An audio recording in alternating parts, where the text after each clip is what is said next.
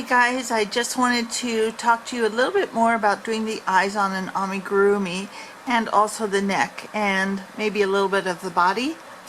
Okay, so if, for example, your pattern says to, say, put the eyes between row 11 and 12, and if this were row 11 and this last row were row 12, you don't want to put them in right away because I'll show you what happens.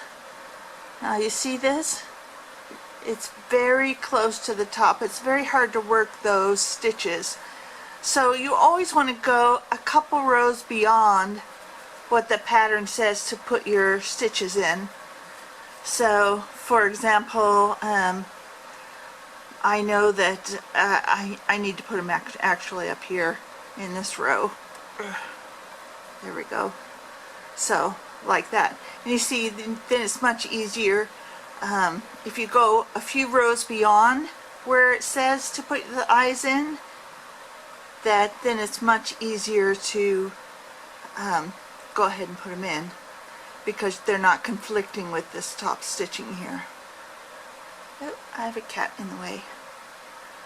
Okay, so now like I said, most amigurumi folks will tell you what rows to put it in, put your eyes in. Some do not. And so then you're kind of left with trying to look at the pattern and count down from the top how many rows you need to go.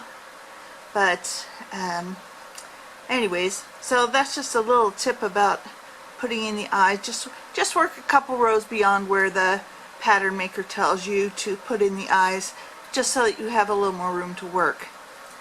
Okay, so that's it for the head.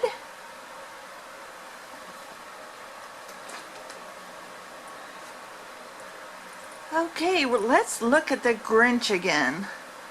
Now, this Grinch I haven't worked on it for a couple days because I was waiting to make a video and I've just been out and about.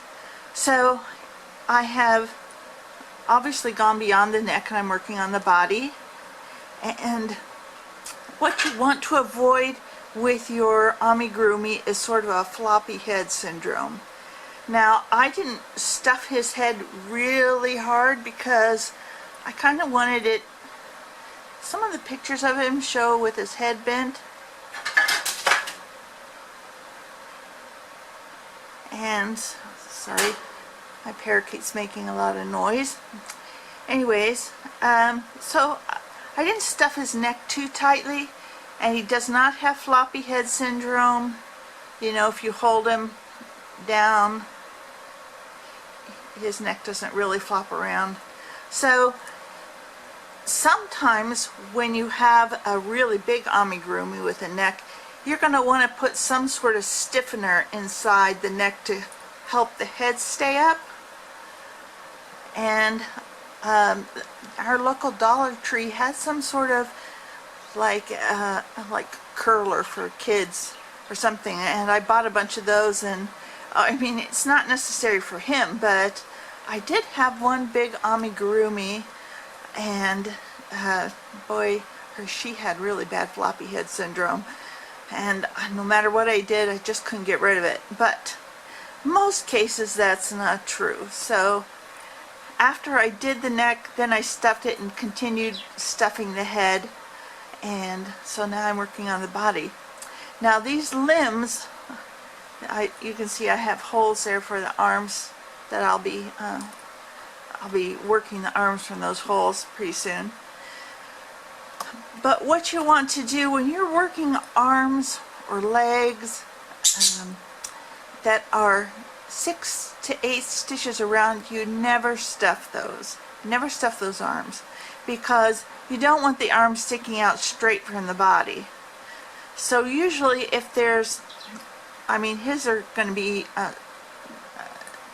they're going to be done right from the body, not a separate piece that's attached.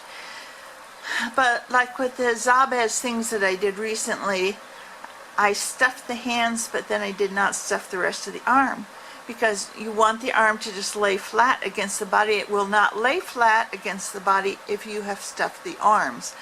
So just know that, especially if you have something that's only 6 or 8 stitches around, it's really hard to get stuffing in there anyways, and you just don't want to do it because that causes the arm to puff up a little bit, and like I said, it will just stick out straight from the body. That's not the look that you want. So just, if you've got an arm that's, or a leg that's like 6 stitches around, just don't even bother stuffing them. It's just not worth it.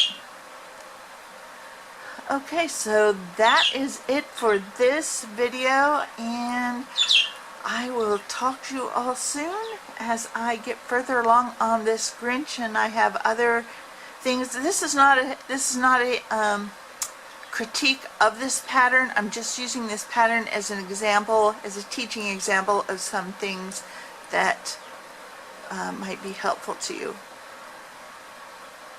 Okay, have a great day. Bye-bye.